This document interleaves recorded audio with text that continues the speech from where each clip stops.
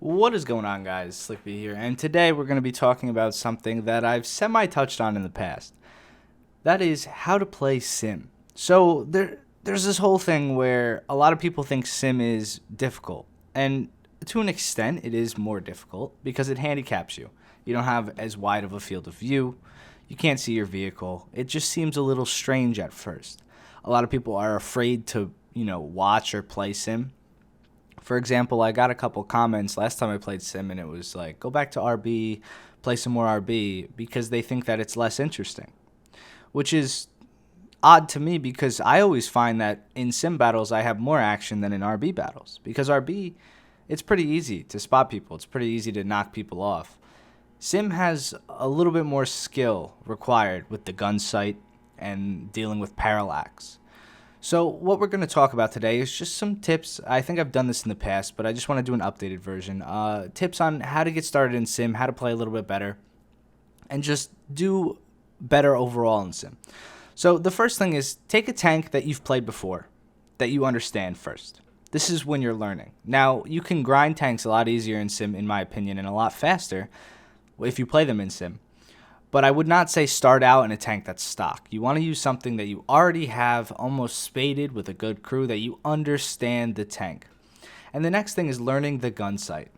Now, for gun sights in Sim, you get a realistic-esque sight, which means it's placed where the actual optics on the tank are, and you have to adjust based on parallax. That's the sight being to the left or to the right or above the gun. You'd have to aim accordingly. If you want to hit a tank dead where you're aiming, you're going to have to aim to the left, for example, in the Panther that I'm in, because the gun sight is on the left-hand side of the gun. And it depends on ranges and stuff like that, how big of a difference it makes. So that's the first thing, is understand your tank, learn the gun sight, maybe take a tank out into a test battle and feel out the gun sight. The next thing is don't play like it's realistic. Not realistic in the sense like RB battles, but I mean don't play like it's a real battle, like you're really in the tank. If you rush, I'm not saying rush, but if you rush and put pressure on the enemy, they have less field of view to react, and that works in your favor. You can push people into situations where they can't really see you and they can't react fast enough for you to hit them. Usually you have more time to kill an enemy in Sim than you do in RB. Because in RB they get hit, they know exactly where you are 90% of the time. In Sim that doesn't happen. They have to, where'd that hit? Oh my God, where'd that hit me from? Figure out where it was, look around, turn the tank around, and then adjust their gun, and it's a little bit more difficult to aim. So it's harder to react to situations. So if you're always the proactive person, you're always the one pushing the engagement, you'll have a lot of success. As you see here, I pushed all the way up on Mozdok. Look where I am. The rest of my team is spread out through the middle. I pushed up hard on this side, got that jumbo, shot the M18 in the side. This guy doesn't even know where I am. And I'm just getting good shots on the enemy. I wouldn't condone spawn camping, but pushing outside of their spawn is a good way to get some kills, and it's a good way to push the agenda of the battle. So right here, I'm locking off this spawn. If they're going to spawn in and be effective, they're going to have to spawn in the other spawn. They're going to have to spawn in the other spawn. It sounds funny. And last but not least is communication with your team. It's very important to communicate and tell people where everything is. You have to point things out on the map, because there aren't any markers. You don't see where your teammates are, let alone the enemy. So if you see an enemy up in front of you, you can't necessarily get a shot, put a ping down on the map. Tell people where you are. Figure out coordination somehow. And you'll have a lot more success in the game that way. I would suggest going in with a squad. Maybe some of your buddies don't necessarily know how to play Sim, but you guys want to take the test or kind of jump into it. Just play together. You'll have more success. And I guess this is the bonus information that everybody who plays Sim should know. Medium tanks get 2 spawns. Most tank destroyers get 2 spawns. Heavy tanks get 1 spawn. Light tanks get 2 spawns. A plane gets 1 spawn. So if you're going to play medium, know you have 2 spawns. If you're going to play light tank, know you have 2 spawns. And certain tank destroyers have 2 spawns depending on how heavy they are. For example, the Jagdtiger gets 1 spawn, whereas I believe the SU-100 will get 2.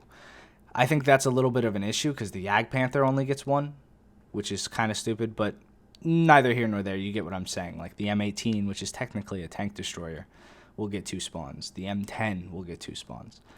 And then the planes, when you're flying out, you only get 1 spawn in a plane. Now you can bring a plane and a tank, and I suggest bringing a plane. Even if you're not the best in it, you still might be able to get some kills and practice a little bit of flying, because it's very helpful for your team to spot things, shoot down enemy planes, and maybe put pressure on them from the sky.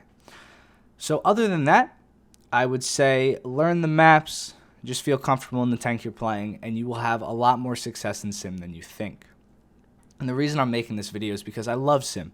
I'm in a Sim squadron. I know we're currently ranked 2nd in the game in Sim, and I like posting content of it. So I figure some of you guys who like watching it don't really understand Sim too well, and you want to get into it.